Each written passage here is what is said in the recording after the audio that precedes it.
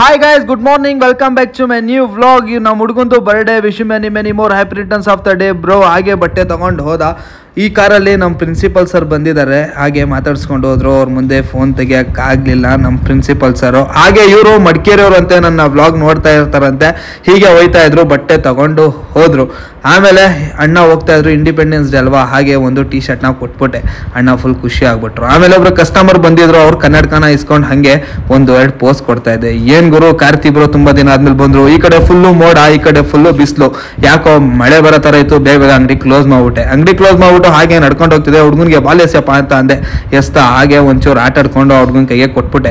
ಟುಮ್ ಊರ್ಗ್ ಹೋಗ್ತಾ ಇದ್ದ. ಸರಿ ಬಾಯ್ ಅಂತ ಹೇಳ್ಬಿಟ್ಟು ಟುಮ್ನ ಕಳಿಸ್ಬಿಟ್ಟು ನಾನು ಶುಯೇಬ್ ಅಂಗಡಿಗೆ ಹೋದೆ. ಶುಯೇಬ್ ಭೀಮಾ ಪಿಕ್ಚರ್ ಡೈಲಾಗ್ ಹೊಡಿತವನೆ ನೋಡಿ ಇಲ್ಲಿ.